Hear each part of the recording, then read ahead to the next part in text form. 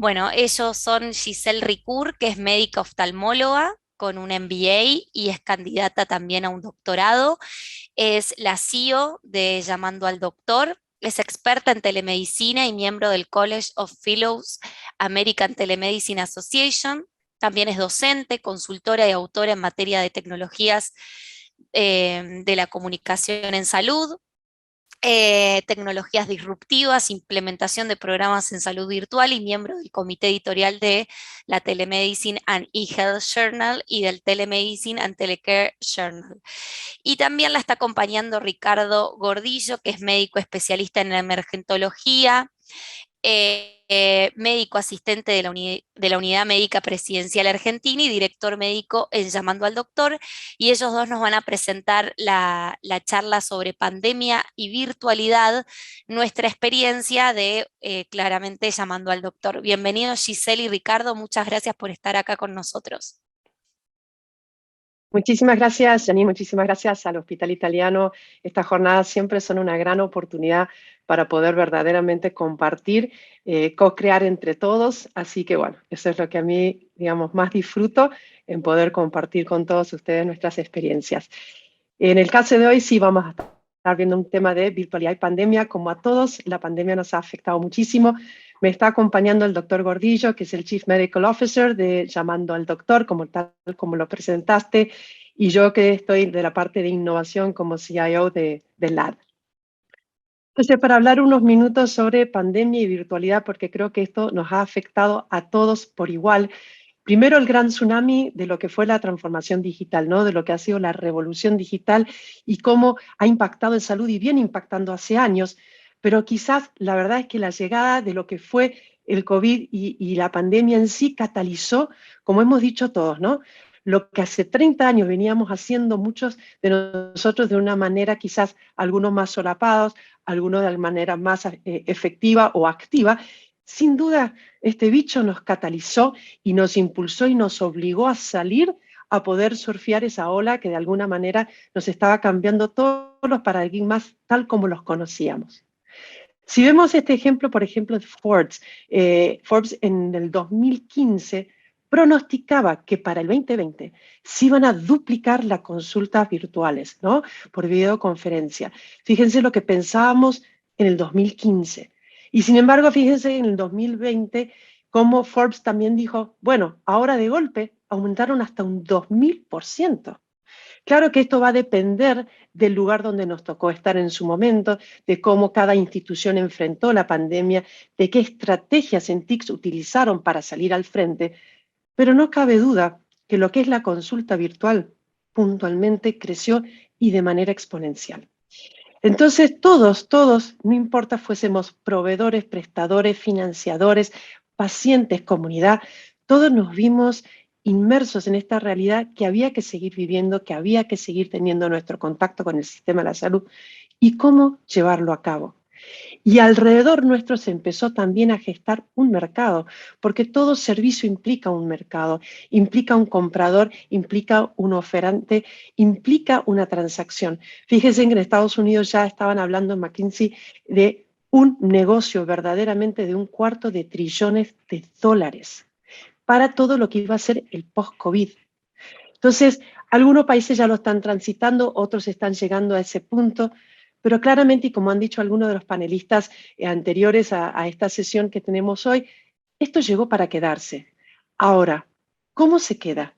Va a ser el modelo que vamos a adoptar en función del lugar y de lo que estemos ejerciendo? Entonces veamos que antes de la pandemia, por ejemplo en Estados Unidos, en Suecia, como poner dos ejemplos simplemente, lo que más se hacía virtualmente era solicitar ya los turnos online, poder solicitar nuestras recetas digitales, hacer la visualización de estudios. Esto, por ejemplo, se hace muchísimo en oftalmología. Justamente tuvimos una presentación excelente hace un ratito nomás de una colega mía, y poder incluso visualizar resúmenes de historias clínicas electrónicas a las cuales accedíamos para poder hacer, por ejemplo, interconsultas, segundas opiniones y demás. Luego vino esta pandemia, ¿no? Y nos llevó puestos, y la Asociación de Medicina en los Estados Unidos habló de que verdaderamente hubo un incremento en el 80% de la tasa de adopción de los médicos a la hora de utilizar la telemedicina y las consultas virtuales. Por ejemplo, una de las grandes áreas que creció fue la de salud mental, porque sin lugar a dudas, nuevamente insisto, esta pandemia no dejó a nadie sin tocar de alguna manera. Y si nos vamos ahora a ver a nivel global, tomé simplemente algunos ejemplos, porque estamos viendo incluso acá diferencias culturales en cada una de estas comunidades que estamos viendo en pandemia que fueron usando. Entonces, en Estados Unidos, por ejemplo, la CDC habló de un aumento del 154% de teleconsultas solo en el primer cuatrimestre del 2020. En la región de Asia y del Pacífico, el 56% aumentó su tasa de uso en atención primaria. En Canadá, el 1.336% de incremento de visitas virtuales en condiciones urbanas y el 3.142 en condiciones rurales. Alemania, otra cultura también, el 57.4% de los médicos, más del 60% de los enfermeros, más del 70% del personal sanitario en general, describió como el impacto de la telesalud en sus vidas diarias como algo muy alto, verdaderamente transformador.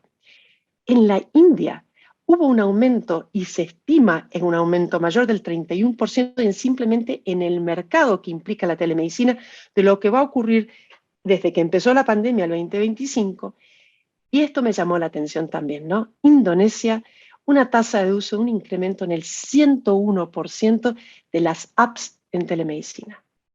Ya por el 2014-2015, un estudio PricewaterhouseCoopers hablaba que para el 2016 los médicos íbamos a empezar a prescribir apps en salud. Eso para mí en su momento me llamó mucho la atención. La verdad, sonaba muy disruptivo, prescribir una app, pero bueno, es un poco lo que está pasando. Entonces, habiendo comentado un poco cómo estábamos y hacia dónde va el mundo, quisiera ahora presentarles nuestra segunda parte de la presentación en nombre del doctor Gordillo, por llamando al doctor, en cómo verdaderamente hemos logrado comunicarnos con nuestros pacientes, a pesar, por ejemplo, de la ASPO. Bueno, Ricky. Gise, te agradezco. Gracias por la presentación. Gracias, Janine. Y bueno, obviamente una vez más, gracias por habernos invitado y formar parte de esta charla. Segundito, voy a empezar a compartir. Gise, decime ahí si están viendo mi presentación. Sí, ahí Sí. se ve perfecto, Ricardo. Bárbaro. Gracias. Perfecto. Bueno, un poco lo que yo quiero transmitirles ahora fue, como dice el título de esta presentación, es la experiencia que tuvimos a través de Llamando al Doctor para sortear todos estos desafíos, ¿no?, que se nos fueron presentando en la pandemia. Si bien nosotros veníamos con una cierta experiencia, hubo cosas que no pudimos escapar y que no estuvimos exentos y tuvimos que idear un montón de planes y cosas como para poder sortearlos, ¿no? Un poquito de la historia nuestra es que hace muchos años atrás, nuestra presidenta y fundadora, la doctora Ingrid Grigere, que es médica especialista en tocoginecología, mientras cursaba sus clases de la Facultad de Medicina, sus prácticas, ella notaba una problemática, ¿no?, en la comunicación fuera del consultorio entre los pacientes y los médicos. Ella veía que muchas veces los doctores teníamos que interrumpir las clases o las charlas para atender a algún paciente, ¿no? Y uno que es médico sabe que eso es muy importante y lo más importante obviamente es tratar de resolver y asistir al paciente cuando lo necesita. Entonces ella, detectando esta problemática, vio que ante esta necesidad necesitábamos tomar acción. Y así nace Llamando al Doctor, ¿no?, que es una plataforma que pone en contacto a médicos con pacientes las 24 horas del día en cualquier lugar del territorio nacional, ¿no? Yo lo que hice fue dividir en tres aspectos grandes y tres etapas de lo que fue esta pandemia para nosotros a través de Llamando al Doctor, ¿no?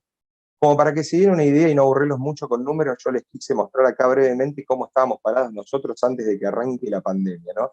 Es decir, nosotros a partir del 2017 ya empezamos a trabajar con el modelo de teleconsultas de demanda espontánea, y eso realmente nos facilitó bastante las cosas porque nosotros ya veníamos con cierto expertise de cómo atender cómo accionar y cómo resolver consultas a través de la telemedicina, ¿no? Entonces, fíjense que nosotros cuando empezamos antes de la pandemia teníamos un pool de médicos activos de no más de 35, ¿no? Y con eso lográbamos paliar las necesidades de la demanda actual. Por otro lado, teníamos 300.000 pacientes o usuarios activos aproximadamente, que eran pacientes con los que nosotros podíamos tener consultas a lo largo de todo este mes, ¿no? Y obviamente estas consultas no eran tan frecuentes como se fueron haciendo a lo largo del tiempo. Nosotros teníamos aproximadamente 1.200 consultas mensuales, ¿no? Y en el back office trabajando teníamos solamente 4 personas. Es decir, que llamando al doctor, en números era esto antes de que se instale la pandemia, propiamente dicha, y que empiece la cuarentena en la Argentina en marzo del 2020, ¿no? Obviamente nosotros con este equipo que teníamos funcionábamos muy bien, éramos un grupo reducido, podíamos satisfacer las demandas del mercado actual y no dejar ningún paciente sin atender, ¿no? Pero obviamente cuando vemos que el coronavirus empieza a prender las alarmas en todo el mundo, decidimos empezar a planificar y tratar de prepararnos para lo que venía, ¿no? ¿Qué es lo que se venía? Nadie lo sabía. O sea, nosotros veíamos por la tele que en otros continentes había una enfermedad desconocida, una enfermedad respiratoria, que tenía una evolución muy tórpida, muy incierta. Entonces nadie sabía nada acerca del coronavirus. ¿Qué fue lo que hicimos nosotros? Básicamente, tratar de prepararnos como para poder brindar el soporte para toda la gente que nos iba a empezar a consultar. Entonces, lo que hicimos fue básicamente empezar a incrementar la cantidad de médicos que nosotros teníamos activos en la plataforma, ¿no? Esto por un lado. Por otro lado, nos vimos obligados a empezar a profesionalizar un poquito más y automatizar procesos y a mejorar los protocolos de atención, ¿no? Como para no dejar nada librado al azar y que todo funcione perfectamente porque los tiempos apremiaban y las consultas iban a ser muchas, ¿no? Obviamente que no solamente planificamos el reclutamiento de los médicos, sino que también empezamos a investigar a través de fundaciones científicas, a través de médicos especialistas, infectólogos, tratamos de investigar de qué se trataba este virus, y lo primero que hicimos fue ponernos en contacto con cada uno de nuestros clientes, como para poder formular planes de acciones conjuntos, ¿no?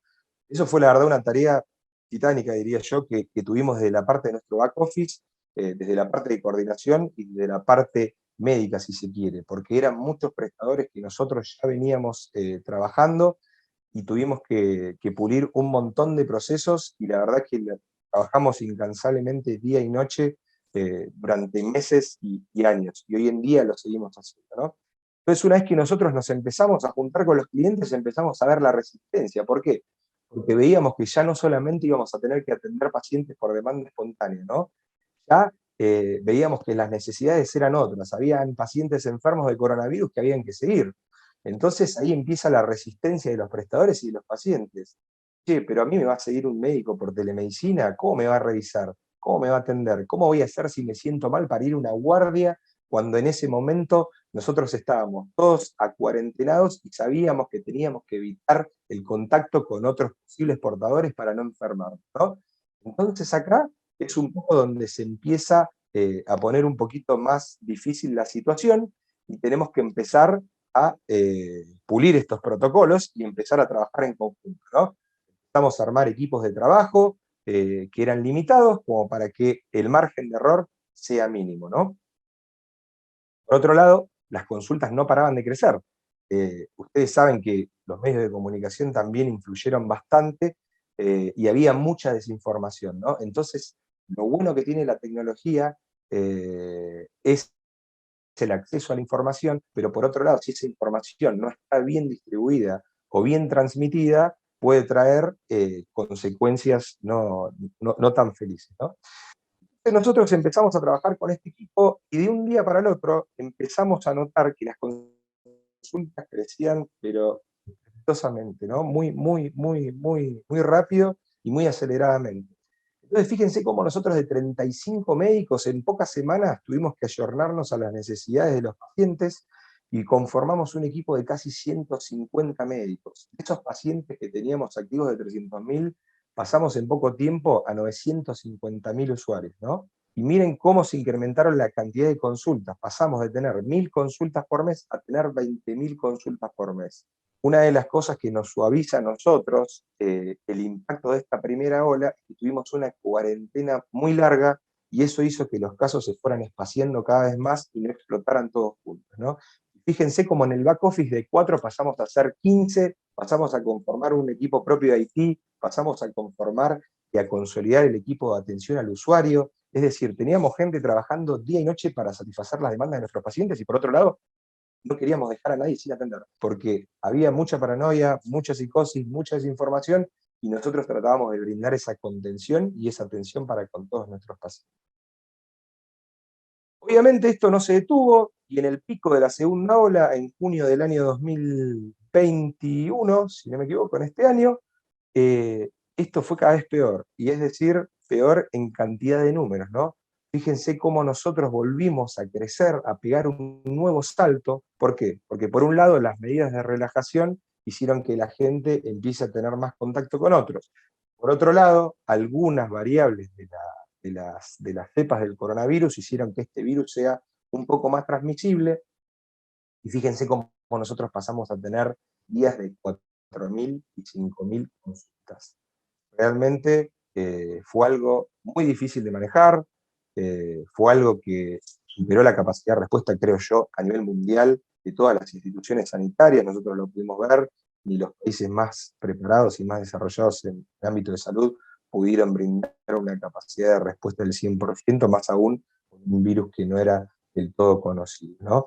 Entonces, hoy en día nosotros tenemos una plataforma con más de 500 médicos usuarios activos, tenemos más de 6 millones de usuarios en Llamando al Doctor, y la cantidad de consultas se multiplicó de 20.000 a 40.000 por mes, y eso es lo que venimos manteniendo hoy en día, ¿no? Y obviamente tuvimos que ayornarnos nuevamente a la necesidad y incrementar nuestro equipo de back office, que hoy en día son aproximadamente 25 personas, ¿no? Entonces fíjense ustedes cómo fue la evolución de este virus y de estos saltos de la enfermedad. Pasamos de una primera ola prácticamente planchada y controlada a una segunda ola prácticamente descontrolada, pero con ese tiempo de preparación y con ese expertise y con ese bagaje de aprendizaje y de conocimiento que nosotros teníamos, pudimos ir paliando un poquito esta cantidad de las consultas, ¿no? Entonces, hoy en día es como la compañía se encuentra. Por otro lado, para hablar un poquito de todos los desafíos que ya fui comentando y que se nos fueron presentando a lo largo de esta pandemia, quiero hacer hincapié en 3 de las cosas que más nos costaron y que más vimos que le costaba a la gente también, ¿no? Por un lado, coordinar a un grupo tan grande de médicos y hacer que todos tengan el mismo criterio a la hora de atender. Para eso nosotros conformamos en un momento 7 equipos de médicos de diferentes tipos de atención, ¿no? Teníamos pacientes de ART, teníamos pacientes de seguimiento de coronavirus, teníamos pacientes de demanda espontánea. Nosotros también tenemos especialidades pediatría y tocoginecología, es decir, que teníamos grupos de embarazadas, teníamos grupos de pediátricos, y por otro lado, la prescripción médica, ¿no? Ustedes saben que, como yo dije antes, este virus no permitía que la gente salga, los centros de salud se cerraron, los especialistas no estaban atendiendo porque no eran considerados de primera línea, y ahí nos vimos con otra dificultad, ¿no? La prescripción médica de los pacientes que tenían enfermedades crónicas que no eran de las más frecuentes, como puede ser una hipertensión, una diabetes o un hipotiroidismo, ¿no? Entonces tuvimos que empezar a dar una cierta respuesta, empezar a hablar con nuestros clientes, empezar a aceitar estos protocolos también, y a conciencia empezar a poder recetar estos fármacos que nosotros no estábamos habituados a hacerlo, ¿no? Como puede ser un anticomicial, algún medicamento antirretroviral. Es decir, todo esto también fue un trabajo muy importante con cada uno de los auditores de nuestros prestadores, basándonos obviamente en la necesidad de nuestros pacientes y en los alcances que teníamos como telemedicina. Por otro lado, obviamente el incremento masivo de la atención de la demanda espontánea nos hizo que tuviésemos que obviamente crecer en mayor cantidad de volumen de médicos atendidos, ¿no? Estos son un poco los desafíos que nosotros tuvimos en el crecimiento, pero por otro lado, nosotros sabemos que las lecciones que nos deja estas pandemias son un montón. Pero en llamando al doctor, creo que coincidimos entre todos, tuvimos 4 que fueron las que más nos llamaron la atención, ¿no? La primera fue la resistencia a los cambios, ¿no? Por parte de los médicos, por parte de los pacientes, eh, el miedo, si se quiere, o la incertidumbre a lo desconocido, es decir, ¿quién me va a atender del otro lado del teléfono? ¿Cómo voy a hacer para tomar mi medicación? ¿Cómo voy a hacer para seguir en contacto? ¿Qué me pasa si tengo otra enfermedad que no sea el coronavirus y necesito una atención? Porque ustedes saben que las guardias prácticamente estaban reservadas para lo que era el coronavirus y al resto se lo tapó, y en un momento no se hablaba de otra cosa que no sea el coronavirus, ¿no? Entonces nosotros ahí vimos que esa resistencia era por parte de todos y tuvimos que ir trabajándola a poco, ir mostrando resultados y así empezar a ganar confianza en la gente, ¿no? La gente, los médicos y los prestadores veían que esto funcionaba, obviamente que nosotros, que los pacientes, que todos trabajamos a conciencia, sin dejar nada librado al azar, empezamos a ver que esto realmente estaba dando sus frutos, estaba dando resultados, entonces esa resistencia de a poco se iba venciendo, ¿no? Por otro lado, quedó más que en evidencia que la planificación fue fundamental. Es decir, nosotros cuando estamos desde antes de la pandemia a la primera ola, hicimos una planificación, pero cuando pasamos de la primera a la segunda ola, con nuestra planificación solamente no nos alcanzó. Entonces la importancia de tener estos procesos planificados y automatizados es muy importante a la hora de poder brindar una contención y un servicio excelente, ¿no? Otra de las cosas que nos llamó mucho la atención, no solamente en el aspecto laboral, sino en todos los aspectos de la vida, era la motivación, ¿no? Nosotros veíamos que la gente en un momento estaba muy desesperanzada, y si bien fueron 2 años, pareció un montón de tiempo y no veíamos una luz al final del camino clara, ¿no? Entonces esto fue muy importante. Llamando al doctor, con nuestro propio equipo de médicos, con nuestro equipo de back office, trabajamos mucho en lo que fue la contención de grupos, ¿no? Nos juntábamos, nos reuníamos, teníamos asistencia de salud mental y tratábamos de ver cuál era la problemática de cada uno de nuestros colaboradores, como para tratar de mantenerlos motivados, y que esto no afecte obviamente no solamente el desempeño, sino la salud mental. Para nosotros era muy importante y fue un factor muy importante la motivación, ¿no? Es decir, nadie está preparado para resistir una pandemia y para trabajar más de lo habitual, pero creo que la motivación fue muy importante para que nosotros podamos seguir de pie, ¿no? Y por último, y no menos importante, fue la capacidad que tuvimos todos de adaptarnos a estos procesos que hoy en día están siendo cada vez más comunes y que creo yo que muchos de ellos han llegado para quedarse y permanecer. Esto fue un poco la experiencia de llamando al doctor durante la pandemia. Espero haber sido claro y bueno, nuevamente agradecerles a ustedes por habernos dado a contar nuestra historia. Muchas gracias, Ricardo y Giselle. Muy clara la presentación y muy interesante, y coincido con ustedes que nadie estaba preparado ni como paciente ni como nosotros los profesionales que estamos acá atrás de las pantallas para enfrentar una pandemia, y el trabajo de esos primeros meses, sobre todo cuando cerraron todo y hubo que salir con estas soluciones para que la gente se siguiera atendiendo. Hubo mucho trabajo y se trabajó de más, así que me pareció súper importante que recalques el tema de la salud mental y la motivación del equipo, ¿no? De trabajo, porque Sí, realmente yo coincido que fueron días muy duros fueron días muy en duros. ese aspecto, sí. Acá tenemos una pregunta de Fernando que dice: ¿el back office creció por el onboarding de nuevos médicos? Buena pregunta. No solamente por el onboarding de los nuevos médicos, sino por la cantidad de modelos de negocios que empezamos a desarrollar. Ustedes recuerden que llamando al doctor básicamente se dedicaba a la atención de demanda espontánea. Y en un momento a otro nos vimos ante la necesidad de tener que empezar a seguir a esos pacientes. Y no eran Claro. pacientes solamente de seguimiento de coronavirus, ¿no? Eran pacientes que tenían internación domiciliaria, eran pacientes que estaban por las aseguradoras de riesgo de trabajo, eran pacientes pediátricos. Entonces, eso nos hizo empezar a reasignar tareas y armar grupos administrativos, obviamente, para cada uno de estos modelos de negocios. En un momento, como les comenté antes, teníamos 7 servicios distintos que brindábamos, y eso nos obligó a armar un equipo para cada uno, porque obviamente que con las personas que teníamos en el back no podíamos dar abasto. Recuerden que Claro, tuvimos días de 5.000 consultas diarias, y eso se mantuvo aproximadamente por 3 o 4 meses. claro, tal cual.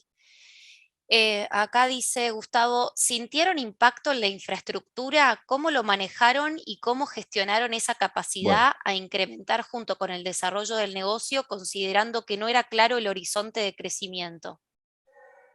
eso fue una de las cosas más difíciles, ¿no? Pero yo creo que nosotros planificamos, como dije antes, y apostamos, obviamente, a que esto llegaba para quedarse. Es decir, como para que se den una idea, el modelo de seguimiento que nosotros implementamos no solamente lo hicimos para coronavirus, sino que lo pensamos en un mañana, como para pensar en pacientes como por ejemplo internación domiciliaria. Con la RT pasó lo mismo. Es un modelo y una rama que nosotros empezamos a crear, y nosotros empezamos a meternos cada vez más en ese mundo y a explotarlo. Entonces, si bien el equipo de IT trabajó día y noche incansablemente generando estos nuevos procesos, nosotros todo lo que hicimos, lo hicimos con vistas al futuro, y gracias a Dios hoy en día seguimos trabajando con esa modalidad fuera del coronavirus. Sí, aparte justo como vos bien comentaste en tu presentación, que ya venían haciendo esto desde el 2017 y esto claramente a los que venimos, digamos, ya adelantados a la pandemia, eh, fue difícil, pero ya teníamos como una idea y una planificación hacia el futuro, que Exactamente. diferente es otra empresa o otra institución que tuvo que salir a correr, como decimos nosotros, para Tu, solucionar el problema, tuvo ¿no? que salir a correr, tuvo que salir a aprender. Nosotros muchas veces hicimos Claro, de docentes porque obviamente la telemedicina no estaba del todo clara para muchos de nuestros colegas y nuestros sí. pacientes, y muchos creían que la telemedicina era hacer una consulta a través de WhatsApp, por ejemplo, ¿no? Entonces hubo Claro, mucho en qué trabajar, y hay mucho en qué seguir trabajando ahí, como contaba Gisela hace un ratito. sí, Pero sin sí, duda que tuvimos sí, sí, sí, una pequeña ventaja, como vos claro, decías bien, Janine, los que veníamos trabajando ya en este totalmente. Acá Fernando se me adelantó una pregunta que yo tenía para hacerle, si es que nos pueden contar cuál es el bien. roadmap futuro del producto, o sea, qué nuevos Bien. desafíos plantean o nuevas funcionalidades.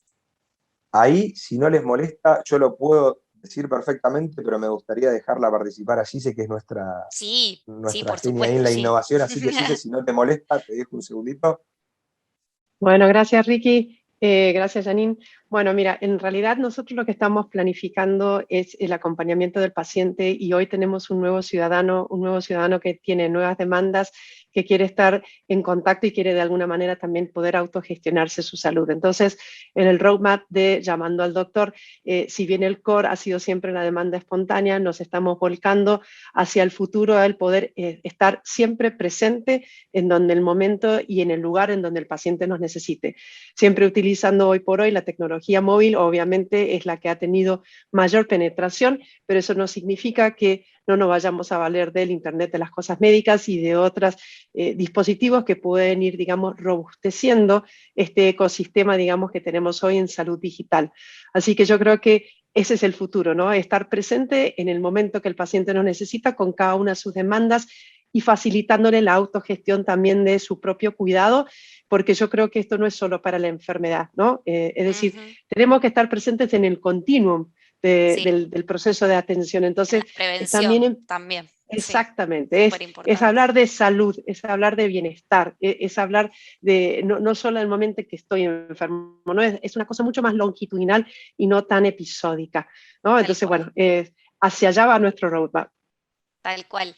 Y Gise, también algo que quiero rescatar de que dijiste al comienzo de tu presentación es esto de los médicos que prescriben aplicaciones, ¿no? Y yo Sí. me estaba acordando que cuando damos clase, por ejemplo, acá en el Instituto Universitario, a los estudiantes de medicina o mismo de enfermería, que planteamos esto, ¿no? De que los primeros adoptadores de las tecnologías tenemos que ser los profesionales de la salud para que la gente después las sepa utilizar y las use eficazmente y que nos sirvan esos datos a nosotros para poder tomar decisiones o brindar cuidados, ¿no?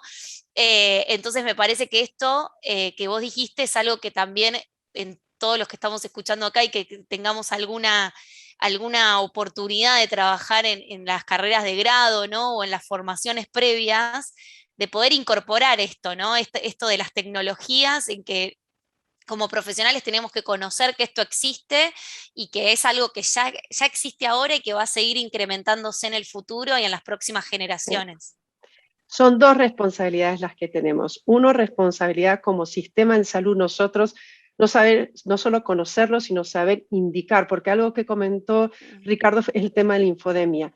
Siempre Sí. en realidad ha existido, pero hoy, como ha existido hoy, es increíble todo el tema del fake news y demás. Entonces, Tal cual. la manera de generar confianza, no solamente en nosotros primeramente como profesionales, que naturalmente somos early adopters hasta que nos tocan por ahí esa fibra hipocrática, ¿no?, que tenemos todos adentro, es también nuestra responsabilidad hacia la comunidad para un uso responsable, porque hay de todo en Internet y los pacientes pueden bajar cualquier app y hacer cualquier cosa, pero si no hay un médico atrás, no hay un Exacto. profesional de la salud, porque esto va más allá de la medicina, ¿no? Esto puede ser Sí, en sí. odontología, puede ser, bueno, en todas, ¿no? Que nos esté guiando y nos esté marcando la pauta y de alguna manera nos esté ayudando a supervisar y a tomar las decisiones correctas, no funcionaría. Entonces, Totalmente. obviamente el mundo de las apps en salud es gigante, ¿no? Entonces yo creo que hay una doble responsabilidad, primero hacia nosotros mismos y los futuros médicos, los futuros profesionales de salud van a ser nativos digitales, esto va a ser parte natural de su currícula, pero está esa responsabilidad. Y segundo, la educación hacia nuestros pacientes, hacia las comunidades, trabajar en la prevención y la promoción, porque verdaderamente hay mucho afuera y el paciente no tiene la culpa, va a elegir lo que le recomendó el amigo, la Obvio. tía, o lo que le pareció más lindo. Exactamente, más lindo y más fácil, totalmente. Bueno, acá tienen un montón de comentarios de excelente presentación y un buen ejemplo de adopción de telesalud. Para todos los que están escuchando, cualquier otra duda, consulta que quieran hacerle a Ricardo o a Giselle, tienen los contactos también en el perfil de la plataforma para contactarse con ellos, o cualquier cosa nos contactan a nosotros y les hacemos llegar el contacto. Mil gracias, Giselle y Ricardo, por haber estado presentes acá en las jornadas de informática. Lindas jornadas, muchísimo éxito para lo que queda de ellas y muchísimas gracias.